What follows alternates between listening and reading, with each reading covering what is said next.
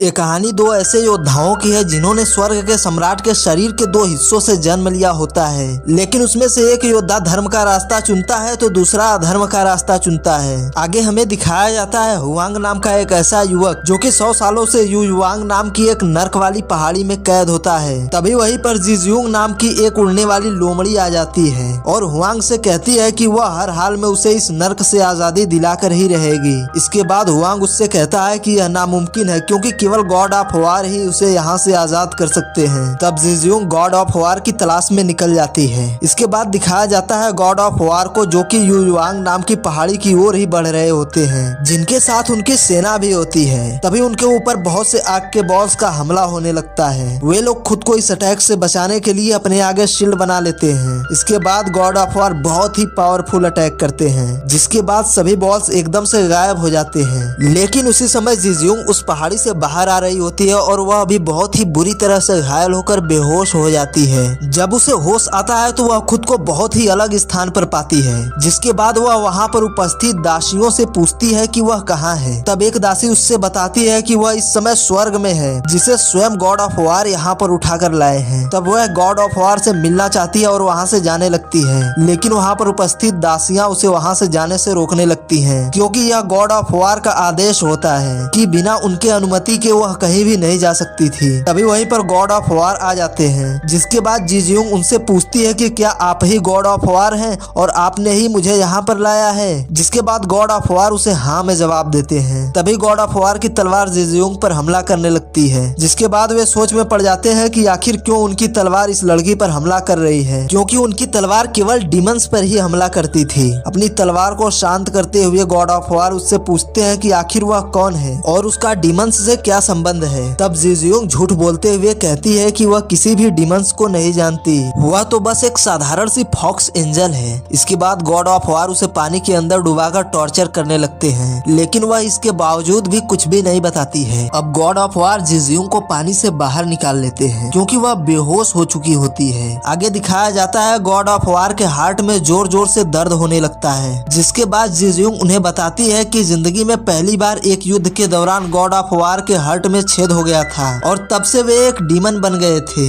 और पूरे विश्व में यही अफवाह फैली हुई है। आगे दिखाया जाता है हुआंग के पास एक बूढ़ा आदमी आता है। तब वह उससे कहता है कि एक बाप कभी भी अपने बेटे को ऐसे कष्ट में नहीं देख सकता, इसलिए तुम मुझे मेरा इतिहास बताओ, आखिर कौन हूँ मैं। लेकिन वह बूढ़ा आदमी उसे कुछ भी नहीं बताता है और अपनी सारी शक्तियों को हुआंग के शरीर में इंजेक्ट कर देता है और वहाँ से गायब हो जाता है और वह खुद को एक ऊंची पहाड़ी पर पाता है, जहाँ पर उसका शिष्य उससे पूछता है कि आखिर क्यों अपनी सारी शक्तियाँ हुआंग को दे आया और हुआंग का उससे क्या रिश्ता है। तब वह आदमी अपने शिष्य से बताता है कि शताब्दियों पहले पंच तत्वों की सहायता से इस पहाड़ी में बहुत से डीमंस को कैद कर लिया गया था, इसीलिए उन्हें फिर से डीमंस को आजाद करने के लिए पंच तत्वों की पत्थर की आवश्यकता होगी। हालांकि उसने तकरीबन 100 वर्ष पूर्व ही डीमंस को आजाद करना चाहा था, लेकिन उसी समय वहीं पर स्वर्ग का सम्राट आकर उन पर हमला कर देते हैं। मगर तभी वह सम्राट की आत्मा का आधा भाग कैद कर लेता है और उसी के आत्मा शक्ति से हुआंग का जन्म हुआ। मैंने हुआंग के अंदर अपनी सारी शक्तियां डालकर उसके दिल में स्वर्गवासियों के प्रति नफरत भर दिया है। आगे दिखाया जाता है हुआंग अब आजाद हो चुका था और वह एक देवता के बेटे के पास जाकर उसे जान से मार देता है और उससे एक स्टोन ले लेता है, जिसके बाद सभी गॉड्स हैरान थे कि आखिर ऐसा कौन कर सकता है, क्योंकि सभी डीमंस तो युवांग नाम के पहाड़ी में कैद हैं। अब सभी को गॉड ऑफ वार पर शक होता है, क्योंकि गॉड ऑफ वार भी एक डीमन थे जिनके अंदर गॉड्स को मारने की ताकत भी होती है। इसलिए अब सभी लोग गॉड ऑफ वार को कैद कर देते हैं। जैसे ही यह बात जिंगजियो को पता चलती है तो वह गॉड ऑफ वार को आजाद कर लेती है और एक अलग ही स्थान पर लेकर जाती है। दूसरी ओर हुआंग एक और किंग को मारकर उसका स्टोन भी ले लेता है और ऐसा करते हुए उसे एक दास देख लेता है। तब वह उसे इल्यूजन में फंसा देता है और विश्वास दिला देता है कि यह सब गॉड ऑफ वार ने किया है। अब वे सभी लोग गॉड ऑफ वार को मारना चाहते हैं और ना चाहते हुए भी गॉड ऑफ वार को उनका सामना करना पड़ता है। यह सब देखकर हुआंग खुश हो रहा था। तभी जिंगजिंग उससे एक स्टोन से बात करने लगती है और बताती है कि गॉड ऑफ वार उसे एक एंजल समझ रहे हैं, क्योंकि उसने गॉड ऑफ वार का विश्वास जीत लिया है। इसके बाद हुआंग बहुत से राजाओं और गॉड्स को मारकर उनसे सभी स्टोन को कलेक्ट कर लेता है। आगे दिखाया जाता है गॉड ऑफ वार और जिंगजिंग आपस में बातें कर रहे होते हैं। तभी गॉड ऑफ वार उससे कहते हैं कि आज से हमारा रास्ता अलग अलग होगा। मुझे पता है जिसने भी उन पंचतत्वों के पत्थरों को हासिल किया है वह जरूर डीमंस को आजाद करने के लिए युयुवान पहाड़ी पर जाएगा, इसलिए गॉड ऑफ वार भी उसका मुकाबला करने के लिए वहीं जाएंगे। तभी पंचतत्व वहीं पर आ जाते हैं और गॉड ऑफ वार पर हमला कर देते हैं, जिसके बाद हुआंग अपना रूप बदलकर वहीं पर आ जाता है और कहता है कि मुझे पूरा विश्वास है कि गॉड ऑफ वार ऐसा बिल्कुल भी नहीं कर सकते। इसके बाद सभी पंचतत्व वहां से चले जाते हैं। तब जिंगजियो गॉड ऑफ वार से हुआंग की सच्चाई छुपाते हुए कहती है कि ये मेरे मास्टर हैं। अब गॉड ऑफ वार युयुवान पहाड़ी पर जाने के लिए निकलते हैं और हुआंग जिंगजियो के साथ जाने लगता है। तब वह उससे पूछती है क्या उसने ही सभी देवताओं को मारा है, जिसके बाद वह हाँ में जवाब देता है। आगे वह कहता है कि वह अपना बदला हर हाल में स्वर्ग में रहने वाले लोगों से लेगा और गॉड ऑफ वार को भी जान से मार देगा। जिसके बाद जिंगजियो उससे कहती है कि तुम्हें मासूम लोगों को नहीं मारना चाहिए। अब वह उससे यह भी कहती है कि गॉड ऑफ वार बहुत ही अच्छे और सच्चे हैं, इसलिए उन्हें मारना सही नहीं होगा और उन्हें कोई मार भी नहीं सकता क्योंकि उनकी मृत्यु असंभव है। जिसके बाद हुआंग उससे बोलता है कि यह सब कुछ संभव हो सकता है यदि अगर तुम गॉड ऑफ वार का दिल निकाल सको तब, लेकिन जिंगजियो उससे कहती है कि वह ऐसा नहीं कर सकती। इसके बाद दोनों युयुवांग पहाड़ी पर जाते हैं जहाँ पर पहले से ही गॉड ऑफ वार खड़े होते हैं। अब गॉड ऑफ वार और हुआंग के बीच फाइट होने लगती है। गॉड ऑफ वार हुआंग को अपनी तलवार से घायल कर देते हैं, जिसके बाद जिंगजियो को गॉड ऑफ वार पर गुस्सा आ जाता है और वह गॉड ऑफ वार को कहती है कि तुम बहुत ही बुरे हो और हुआंग को अपने साथ लेकर वहाँ से दूर चली जाती है। अब यहाँ पर दिखाया जाता है कि जिसने हुआंग को घायल किया होता है वे गॉड ऑफ वार नहीं होते हैं, बल्कि उनकी एक दासी थी जो गॉड ऑफ वार से प्यार करने लगी थी।